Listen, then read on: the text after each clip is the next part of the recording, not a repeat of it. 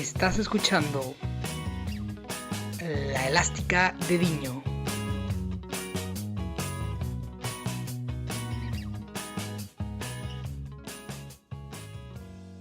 Hola a todos, bienvenidos a otro nuevo podcast, a otro podcast más de La Elástica de Diño. Como siempre, enfrente de la pantalla, de la cámara, José Ignacio Caballero, por desgracia, porque todavía no hemos podido grabar in situ. ¿Cómo estás, José Ignacio? Sí, efectivamente, todavía no hemos podido grabar, todavía no te he podido ver la cara para poder hacer el programa en directo, digámoslo así. Y bueno, pero encantado, como siempre, de estar aquí en el podcast y de todos modos verte por la pantalla, aunque nuestros oyentes no nos puedan ver, evidentemente. Bueno, al final nuestras caras siempre son agradables de ver, aunque no para todo el mundo. Bueno, vamos a entrar en materia, como me gusta a mí decir, ya es que me parece raro no decirlo, ¿eh? Hoy vamos a hablar bueno, para empezar, llevamos ya 4 jornadas desde que volvió la liga y hoy vamos a hablar de las decepciones que nos hemos encontrado en estas 4 primeras jornadas y que pueden determinar lo que queda de campeonato. Sí, hoy vamos a mencionar equipos que pensábamos que iban a regresar un poquito mejor del parón, ¿no? Por diferentes circunstancias y que podían pelear con mucho más fuerza por sus objetivos y que no lo están consiguiendo del todo. Sí, bueno, decir que cuando esto esté en las plataformas para reproducirlo, ya estaremos en otra nueva jornada y quizá, oye, nos cae en la boca, que esperemos que sí, porque la situación sobre todo tirando por la parte de abajo, la situación de esos equipos es un poquito ya, empieza a ser crítica. Sí, sobre todo creo que todos los equipos que vamos a mencionar creo que van a tener una constante de aquí a final de temporada, ¿eh? Sobre todo con los equipos que tú dices, Andrés, los tres equipos de abajo, que ya entraremos a hablar de ellos, pero creo que todos los equipos que vamos a mencionar hoy, la tónica no va a mejorar drásticamente a lo que estamos viendo en estas últimas 4 jornadas. Pues vamos a empezar con los equipos que nos han decepcionado en la parte de arriba de la tabla. Bueno, aquí ha habido al principio, sobre todo los primeros partidos, bueno, el primer partido ha habido de todo, pero conforme han ido transcurriendo los encuentros, hemos visto que hay sobre todo dos equipos que nos han decepcionado bastante. Sí, sobre todo la Real Sociedad, creo que es el gran nombre que todos pensábamos que después del parón iba a regresar muy bien y que íbamos a volver a ver esa Real Sociedad de Alguacil, pero creo que ha sido lo contrario, creo que ha sido el peor equipo a lo mejor de toda la clasificación, el peor equipo en sensaciones Ujú. comparando con lo que habíamos visto antes, ¿no? De toda la clasificación. No, individualmente no han destacado absolutamente nadie del equipo y tampoco en conjunto, que eran dos aspectos que destacaban a esta Real Sociedad de Alguacil. Correcto, una Real Sociedad bueno, que a pesar de, sobre todo durante el primer tramo de la temporada, depender mucho o sea, no solo de las individualidades, que sí, que ha dependido de eso, sino también del buen trabajo que hacía en conjunto, porque mientras que Odegaard conectaba muy bien con los extremos, ya sean Portu, ya sea Januzaj o el propio Oyarzabal, que por cierto para mí es uno de los peores en esta vuelta al fútbol, eh, ahora con la nueva normalidad parece que están desconectados, sin batería. Parece que no han vuelto bien, no terminan de encontrarse, no terminan de desplegar su juego y, ojito, porque Europa se les puede empezar a complicar, no solo la Champions, que ya parece muy lejana, pero cuidado con la Europa League, que la cosa está muy seria con los equipos que la están compitiendo, ¿eh? Claro, ahora que estamos grabando en la jornada, acabando la jornada 31, la Real es séptimo. Está por arriba el Villarreal, que es uno de los equipos que ha empezado impresionante. Es que el séptimo es un puesto que no le gusta a nadie por las previas que se tienen que jugar de la Europa League. Y eso Muchísimas va a veces. terminar pesando muchísimo por esta temporada que se va a alargar y la siguiente que va a empezar más temprano. Ese va a ser algo bastante malo para la Real Sociedad si no empieza a espabilar. Y ya dejemos de lado eso. A lo mejor se pueden quedar sin Europa, pero también su perseguidor más, el que más cercano está, tampoco está muy bien. Efectivamente, el Valencia de Celades, que no solo está mal en los terrenos de juego, sino que parece que institucionalmente también tiene un problema que es solucionar, no solo por parte de la presidencia, sino el mal rollo entre jugadores y presidencia, que al final yo creo que eso es un aspecto muy importante para que el transcurso de la temporada salga bien. Sí, como decía, la Real tiene 47, el Valencia tiene 46 puntos. Es un solo punto al Valencia para Europa. Creo que la Champions se le ha escapado ya al Valencia. Y como tú dices, creo que institucionalmente ha afectado mucho a este conjunto Che, pero creo que en el campo tampoco nos está mostrando muchos argumentos el conjunto de Celades. Yo voy a decir una cosita a favor del Valencia, comparándola con la Real, y es que al menos del Valencia hemos visto pinceladas, sobre todo de Guedes, bueno, que poco a poco ha ido mejorando, Ferran Torres, que es un jugadorazo y que ha vuelto bien en comparación al resto de sus compañeros, y eso es lo que diferencia al Valencia de la Real Sociedad y que puede hacer que al final el que se meta en Europa sea el Valencia, y también teniendo cuidado con los que vienen por detrás, porque Granada y compañía no tienen, o sea, no van en broma, ¿eh? Bueno, yo llevo repitiendo desde antes de que empezara el parón. Yo al Granada es un equipo que me encanta, que me gusta muchísimo, pero no veo que se meta en Europa. Me cuesta verlo en esa pugna con la Real Sociedad y el Valencia, sobre todo porque el conjunto el conjunto vasco, perdón, y el conjunto valenciano tienen muchos más argumentos, mucho más pegada que el Granada de Diego Martínez. Correcto, pero yo no, a ver, no quería especular con que Granada se fuera a meter en Europa, pero los puntos están ahí y ojito que no es lo mismo tener al octavo, noveno, a 7 8 puntos que tenerlo a uno o a dos, ¿eh? Que eso la presión hace mucho en el fútbol y puede jugar una mala pasada a equipos que no están rindiendo realmente bien. Yo quería mencionar también otro caso que, bueno, creo que no vamos a estar muy de acuerdo. Yo quería mencionar al Getafe porque no, quizá defensivamente no esté tan mal como aparenta, pero recordemos que, bueno, por lo menos yo tenía las expectativas muy altas con el equipo de Bordalás y si se sigue relajando en la forma de lo que está haciendo, pueden empezar a meterse en líos, por lo que hemos dicho antes, porque hay mucha presión, porque hay equipos que vienen pisando, unos más fuertes que otros, pero es que están ahí y al final esto es una carrera y el que mejor llega al final es el que se queda con Europa. Sí, yo creo que el Getafe no ha regresado a ese juego y a esa forma de juego, sobre todo que todos podíamos llegar a esperar de un equipo como el de Pepe Bordalás. Yo tenía un pensamiento antes del parón que era que el Getafe no empieza bien las temporadas. Nunca las empieza bien y creo que le está pasando eso. No está al 100% como en esos inicios de temporadas anteriores y ahora creo que lo está volviendo a reflejar. Un equipo que sigue en la lucha, está a 4 puntos de Champions, pero las sensaciones no son tan positivas para que el Getafe se meta en Champions. El Getafe, yo creo que en Europa el próximo año va a estar. Porque no es un equipo que creo que se vaya a caer, que no es un equipo que se vaya a caer, sino creo que es un equipo que solo puede mejorar. Entonces, por eso creo que el Getafe no se va a caer de la lucha por Europa, como sí lo puede hacer la Real Sociedad o hasta el Valencia. Me gusta mucho lo que has comentado. Sí que es cierto que sí, que el Getafe suele empezar las temporadas un poquito espeso, por decirlo de alguna forma. Pero bueno, solo quedan 8 partidos, ¿eh? A ver cómo sale. Bueno, siete ya con Perdón, 7. jornada 31 estamos grabando y a lo mejor si nos escuchan algunos días después, pues a lo mejor ya faltan 6 jornadas, así que nos queda muy, muy, Correcto. muy, muy poquito. Bueno, dejamos la parte de arriba de la tabla para irnos a los equipos que más nos han decepcionado en la parte media. Yo creo que aquí lo vamos a tener bastante claro, sobre todo en dos.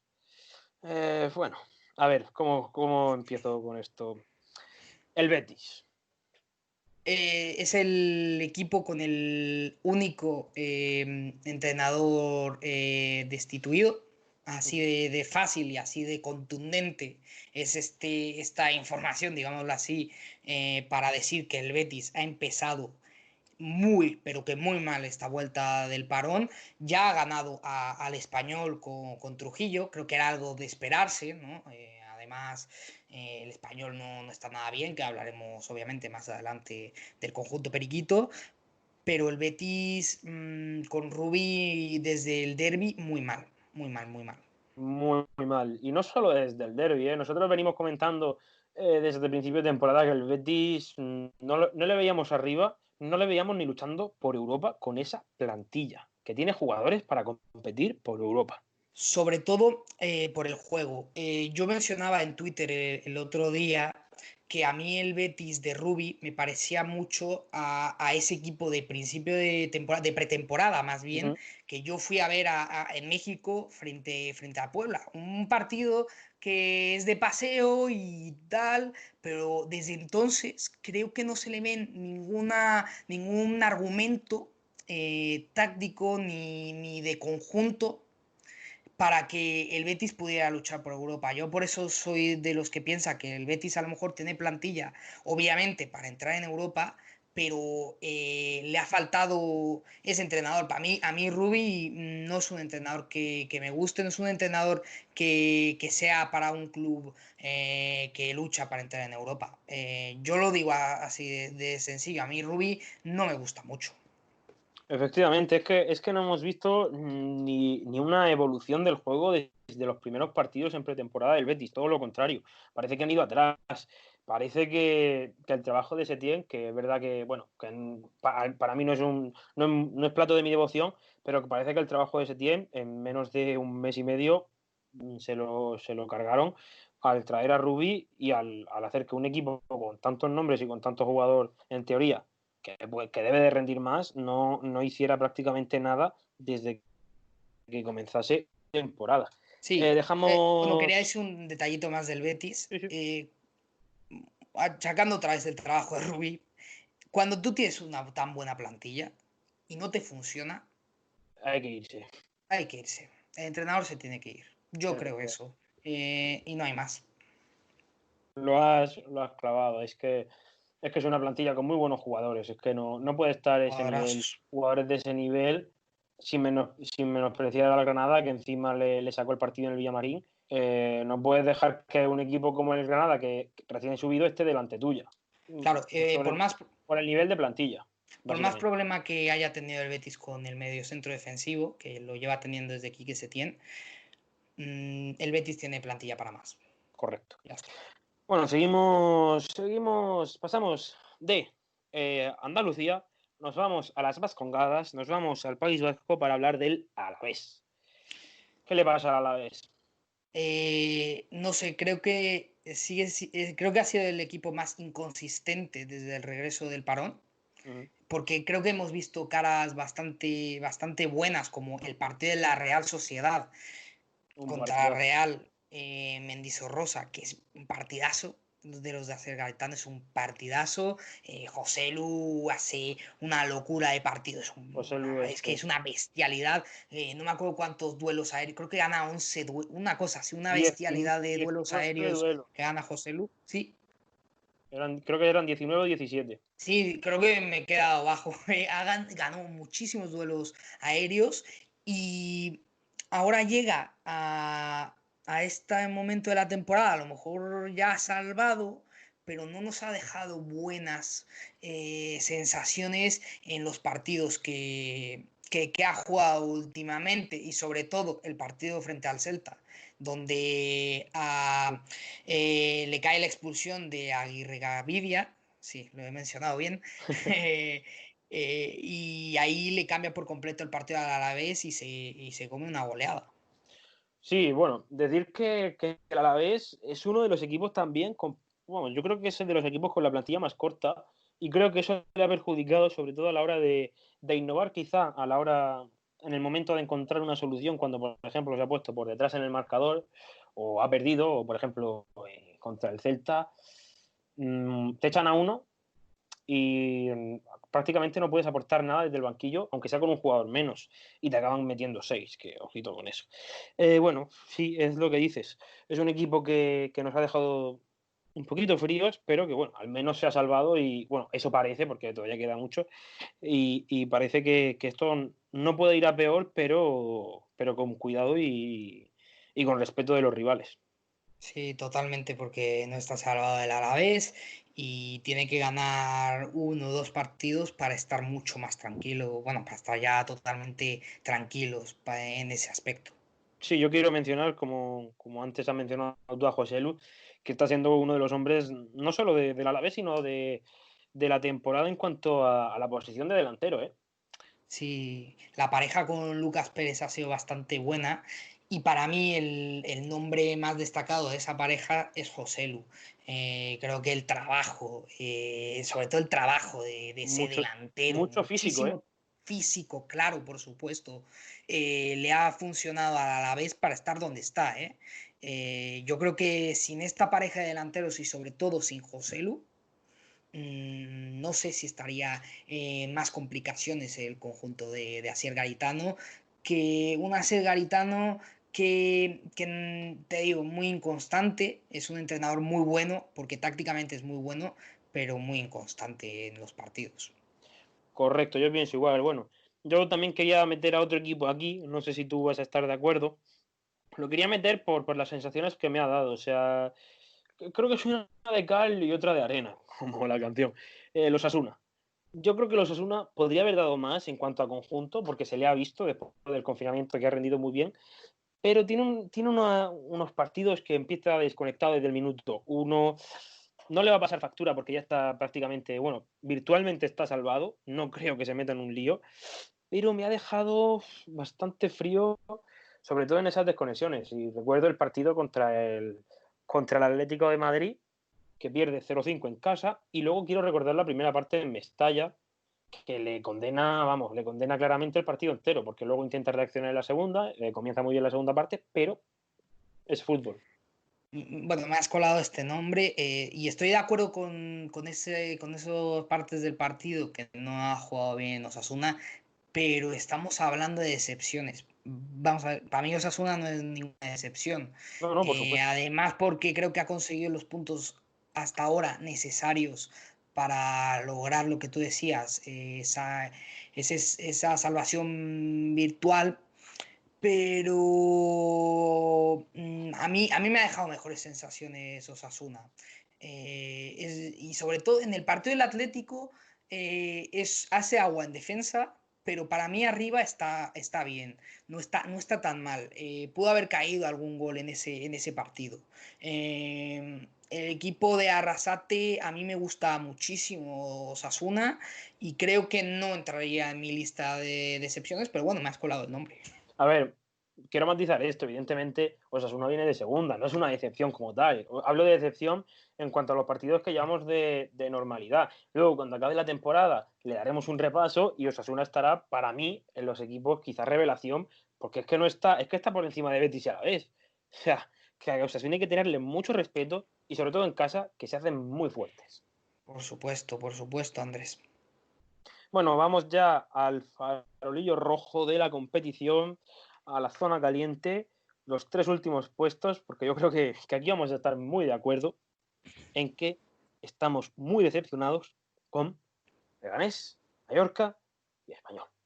Totalmente. Es que nos han dejado una sensación de, de no poder más con la lucha, de que no están a la altura, Ujú. porque pensamos que iba a ser porque creo que ya está desapareciendo esa lucha por el descenso, creo que se están marcando esos tres para irse a segunda el próximo año. El Español nos había dejado a principio de las dos primeras jornadas del parón muy buenas sensaciones, pero el Leganés y el Mallorca llevan 4 jornadas que están muy perdidos. Efectivamente, fíjate que, bueno, yo lo he comentado prácticamente durante toda la temporada, que parecía que iba a ser la lucha más dura por el descenso, por ver quién descendía, y parece que en cuestión de 3 4 partidos, que es lo que llevamos en esta nueva normalidad, bueno, se han separado los que estaban fuera del descenso con los que estaban en descenso, son solo 5, bueno, son 2 partidos lo que hay que ganar y que los rivales los pierdan. Y parece tan lejos que eso pase en estos equipos que parece que van a ser estos 3 los que se vayan a segunda. Tú piensas, el Español está a 8 puntos del Eibar, a 8 Uy, puntos. esos son 3 Una partidos. bestialidad de partidos. El Leganés está a 7 puntos, que también es lo mismo, y también es lo mismo a 6 puntos del Eibar. Y un Eibar que no entra para nada en esta categoría porque ha regresado luchando muchísimo, porque no podía hacer otra cosa el equipo de Mendilibar. Y creo que si lo sigue haciendo igual, el Eibar se va a salvar y es que se van a ir estos tres. Claro, si a ti te dicen, bueno, ¿a qué equipo ves perdiendo 3 partidos seguidos? Solo se te ocurren los de abajo. Solo se te ocurre que el Leganés pierda 3 partidos, que el Mallorca pierda 3 partidos y que el Español pierda 3 partidos. No, no, a mí mi cabeza no concibe a Mendilibar perdiendo 3 partidos. Ni al Celta, que está jugando muy bien, perdiendo 3 partidos. Yo creo que, bueno, muy decepcionado sobre todo porque parecía que íbamos a tener una lucha por el descenso hasta que, bueno, podíamos haber incluido al Betis de Rubi, que venía en una dinámica malísima y ahora parece bueno, que ya prácticamente, no quiero decir que está hecho, pero es la dinámica lo que Es viene que determinando el yo resultado. me estaba acordando el otro día que metimos en el podcast que, bueno, todavía lo recomendamos porque todavía quedan algunas jornadas. Los partidos destacados de cada jornada de lo que nos iba a deparar el regreso a la nueva normalidad. Y metimos en la jornada número 38 un Leganés Real Madrid. Y parece que el que va a tener algún juego va a ser el Madrid.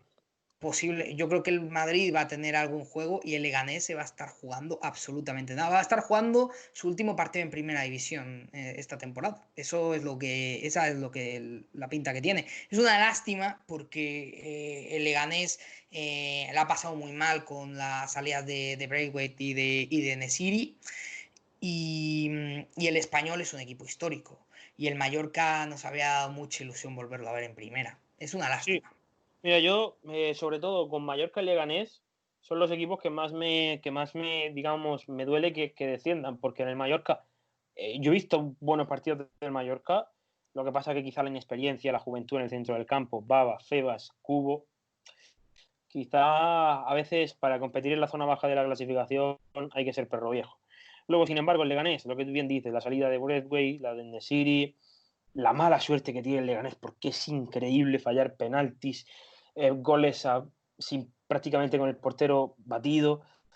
Es que parece un Claro. nivel de impotencia que ya vemos que no va a salir para adelante. Bueno, y ya el Español pues lleva siendo la decepción de toda la temporada. Hemos Porque visto 3 partidos buenos del Español, perdona, y no hemos visto más. Yo te quería preguntar, de estos tres equipos, ¿cuál es el que mejor juega para ti? El Mallorca. Yo Yo, diría que el Mallorca yo y diría, yo diría que sí, yo diría que el Mallorca y el Leganés, me quedaría más con el Leganés. Es que en juego el Leganés lo hace muy bien, es que lo hace muy bien, lo hace muchas cosas muy bien, pero lo más importante que es meterla arriba, no tiene los jugadores para claro, meterla arriba. Y ah, aquí es donde quiero achacar al final lo que le ha pasado a Leganés, que tenía un fichaje cerrado, que era el de Carlos Vaca, que era un goleador, que a lo mejor ahora tendría más de 5 goles y eso ya sería muchísimo eso para el le da Leganés. mucho. Ya, si le regalara 5 goles al Leganés serían muchísimos y al final no pudo ejecutar ese fichaje. Si es que la sensación de ver al Leganés es que juega con 3 defensas y el resto son centrocampistas. Totalmente de acuerdo. Sí, sí, totalmente, totalmente de acuerdo con eso. Y también el Mallorca juega muy bien, ¿eh? El Mallorca, Vicente Moreno es un entrenador bastante bueno y a mí me gustaría seguirlo viendo el próximo año si desciende el Mallorca, porque creo que lo que ha hecho desde la segunda vez es una historia fantástica. Sí, es un entrenador que ha tenido mucha mano con los jóvenes, con los no tan jóvenes, y eso en ciertos vestuarios y sobre todo en primera hay que valorarlo muy bien, porque creo que es un entrenador muy respetado y el que creo que se ha ganado, al menos si no en el Mallorca, yo creo que puede estar perfectamente entrenando en primera división en la máxima categoría del fútbol español. Totalmente, claro. Yo creo que sí. Yo decía que se quedará el próximo año en el Mallorca, pero si coge el teléfono y es un equipo de primera división, Hay que ir. hay que ir. Es que no hay más. Y creo que opciones puede haber. Y no nos vamos a poner a hablar ahora de las opciones porque se nos está agotando el tiempo ya. Correcto. Bueno, pues ya solo para terminar, ¿tú crees que puede haber un ápice de luz en estos equipos o ya los ves en segunda?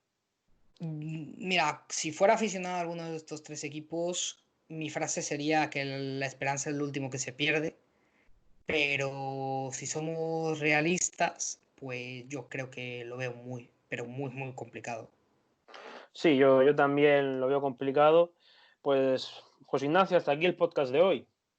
Pues sí, hoy hemos traído las decepciones. Esperamos hablar un poquito de más buenas noticias que está dejando este regreso del parón más adelante.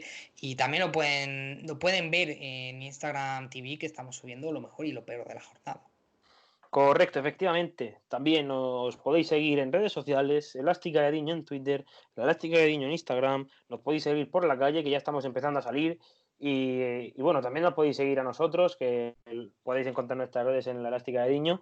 Nos vemos en el siguiente podcast, nos escuchamos y también nos dejamos ver por las historias de Instagram.